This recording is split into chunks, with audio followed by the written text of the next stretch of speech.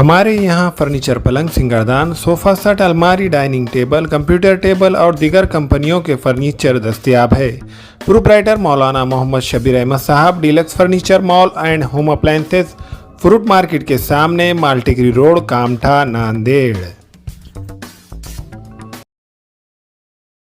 अस्सलाम वालेकुम नाज़रीन, नांदेड़ उर्दू न्यूज़ में आपका इस्तकबाल है। चलिए जानते हैं आज की खबर। ज्येष्ठांचा आशीर्वाद शुभेच्छा सुद्धा ही निश्चितपणे मला वाटतं एक चांगली शुभ सुरुवात मला मिळालेली आहे आणि आपल्या या शुभेच्छा, आपले आशीर्वाद निश्चितपणे माझ्यासोबत राहतीलच. कारण ज्येष्ठ नागरिक म्हटलं की आपल्यासमोर अनेक विषय येतात. म्हणजे त्यामध्ये कायद्याचा एक विषय आहे, वेगवेगळ्या सुविधांचा विषय आहे आणि इतर सामाजिक प्रश्न जे आहेत ते सुद्धा आहेत. ज्येष्ठ नागरिक निर्वाह कायदा जेव्हा आला आणि त्यात प्राधिकरणं झाली, त्यामध्ये जिल्हाधिकाऱ्यांना अपील प्राधिकरण नेमलं गेलं होतं. त्यावेळेस ज्या केसेस यायच्या त्या बघून मग कधी कधी वाटायचं की आपण म्हणजे जिल्हाधिकाऱ्याच्या खुर्चीतनं बाहेर निघून एक माणूस म्हणून जर विचार केला तर ती दाहकता त्याची लक्षात यायची की आपल्याकडे एकीकडे आपण भारत देश आपला कुटुंबांचा देश म्हटला जातं की एकीकडे मोठी मोठी संयुक्त कुटुंब असल्याची आपली पार्श्वभूमी आहे आणि दुसरीकडे अशा पद्धतीचा कायदा बनवावा लागतो आणि त्याची अंमलबजावणी करावी लागते. हा एक विरोधाभास होता आणि त्यात एक नेहमी असंच म्हटलं जातं की ज्या दिवशी या कायद्यामध्ये केसेस येणं बंद होतील त्या दिवशी खऱ्या अर्थानं हा कायदा यशस्वी झाला असं आपण मानू. तर त्या दिवसाकडेच आपल्याला वाटचाल करायची आहे. अजून बराच आपल्याला त्यामध्ये निश्चित प्रवास करायचा आहे. मात्र ह्या कायद्याची अंमलबजावणी आपण निश्चितपणे चांगल्या पद्धतीनं करू या पद्धतीचं मी आज या ठिकाणी आपल्या सगळ्यांसमोर जाहीर करतो. आणि विशेषतः त्यात समेट करता अधिकारी हे जे इन्स्टिट्यूशन आहे हे थोडं अजून बळकट होणं आवश्यक आहे, जेणेकरून अनेक अडचणी स्थानिक पातळीवरती सुटू शकतात.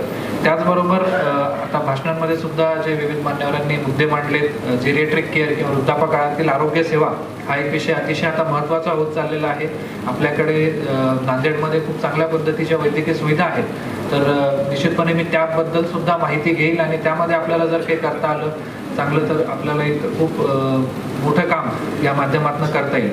त्याचबरोबर दुसरा एक विषय आता जो डॉक्टर पी डी जोशींनी सांगितला की बरेचदा मुलं किंवा मुली हे बाहेरगावी असतात, इतर देशात असतात आणि त्यावेळेस मग घरी ज्येष्ठांचा सांभाळ करण्यासाठी कोणी नसतं. तर हे जे जेरिएट्रिक नर्सिंगची कन्सेप्ट आहे, मला वाटतं की सहाय्यक आयुक्त आपले समाज कल्याणचे आहेतच, त्याबरोबर कौशल्य विकास विभाग आपला आहे. त्यामार्फत असे काही कोर्सेस जर आपण रन केले आणि काही ज्या नर्सेस असतात ANM किंवा JNMचे कोर्सेस केलेल्या त्यांना आपण जर विशेष ट्रेनिंग दिलं की ज्येष्ठ नागरिकांची कशी काळजी घ्यायची, आणि कारण त्यामध्ये फक्त आरोग्याचा विषय नसतो, भावनिक त्याला एक सामाजिक सुद्धा परिपेक्ष असतो. तर या माध्यमातून जर आपण एखादी चांगली ट्रेनिंगची कोर्स एखादा चांगला डेव्हलप करून त्याची जर अंमलबजावणी केली तर त्याचा सुद्धा येत्या काळामध्ये निश्चितपणे आपल्याला फायदा होईल. त्याचबरोबर अनेकदा प्रॉपर्टीचे विषय असतात, मालमत्तेचे जे दिवाणी न्यायालयाशी निगडीत असतात. त्या ठिकाणी मान्य जज मॅडम आहेत, त्यांच्या मार्गदर्शनाखाली आणि मान्य PDJ साहेबांच्या नेतृत्वाखाली आपल्याकडे जिल्हा विधी सेवा प्राधिकरण जे आहे ते यामध्ये आपल्या मदतीसाठी निश्चितपणे सक्षम आहे आणि नेहमी अशा प्रकारचे जे प्रकरणं असतात ती अतिशय प्राधान्यानं प्राधिकरणाकडनं सोडवली जातात. त्याचबरोबर मी काल जॉईन झाल्यावर माळवणकर साहेबांनी जेव्हा या कार्यक्रमाचं निमंत्रण दिलं त्यावेळेस त्यांनी काही विषय आपले सांगितले. तर त्या दृष्टीनंच मी जाहीर करू इच्छितो की आपण जी दर त्रैमासिक आपली बैठक असते, आपल्या जिल्ह्यामध्ये खूप चांगली परंपरा आहे की ती दर महिन्यात व्हावी अशा पद्धतीची व्यवस्था आहे. तर ती निश्चितपणे अशाच पद्धतीनं सुरू राहील. त्या संनियंत्रण समितीचा अध्यक्ष म्हणून आपण दर महिन्यामध्ये ती बैठक निश्चितपणे लावू, जेणेकरून वारंवार आपण जर भेटलो तर काही मुद्दे आपले मार्गे लागतील. असं व्हायला नको की एकदा बैठक झाली आणि मग 3 महिन्यानंतरच आपण त्याचा पाठपुरावा केला. याशिवाय आपण विरंगुळा केंद्र असतील किंवा ज्येष्ठ नागरिक भवन असतील त्याविषयी काही सूचना दिलेल्या आहेत.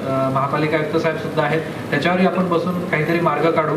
ज्या ज्या आपल्या मागण्या आहेत निश्चितपणे सर्व आपले फेसकॉमचे पदाधिकारी असतील किंवा आपले शासकीय त्या विभागाचे कर्मचारी असतील यांच्या माध्यमातून मी एकत्रित करून घेऊ आणि आपल्या सगळ्यांनाही शाश्वती देतो की या सगळ्या मागण्यांवरती आपण एक सकारात्मक विचार करू आणि सोल्युशन बेस्ड अप्रोच ज्याला म्हणतो आपण की यातनं मार्ग कसा काढायचा, एखादी अडचण आपल्या समोर असेल तर त्यातनं बाहेर पडण्याचा मार्ग कसा काढायचा या दृष्टीनं विचार करून आपण जिल्ह्यातील ज्येष्ठ नागरिकांसाठी एक चांगली सुविधा उपलब्ध करून देऊ. एक ज्येष्ठ नागरिक कक्षाचा सुद्धा विषय आहे, तो सुद्धा निश्चितपणे आपण आगामी काळामध्ये मार्गी लावू अशा माझ्या खात्रीसहितच मी थांबतो. आपण सगळ्यांनी या ठिकाणी स्वागत केलं आणि या कार्यक्रमाचा भाग होण्याची संधी दिली त्याबद्दल मनापासून आपला आभार मानतो. जय हिंद, जय महाराष्ट्र. हमेला खवातीन और औरतों के दिगर अमराज बांझपन के इलाज के लिए फैमिली प्लानिंग की मशवरात के लिए बेहतरीन आलात की सहूलत में नॉर्मल और ऑपरेशन से बच्चों की पैदाइश के लिए और जदगी के साथ साथ औरतों के दिगर अमराज के इलाज के लिए खुसूसी नज़्म केरला के मल्टी स्पेशलिटी और गवर्नमेंट हॉस्पिटल के तजुर्बेकार doctor Khan Sara Nudrat Mavin maternity and nursing home Chawalwala complex SBI bank के ऊपर देगलू नाका नांदेड़। अस्सलाम वालेकुम, मैं अखिल मिर्जा। हमें उम्मीद है कि आपको हमारा चैनल अच्छा लगता होगा। लेटेस्ट न्यूज अपडेट के लिए देखते रहे नांदेड़ उर्दू न्यूज और न्यूज के पसंद आने पर लाइक शेयर और सब्सक्राइब करना ना भूलें।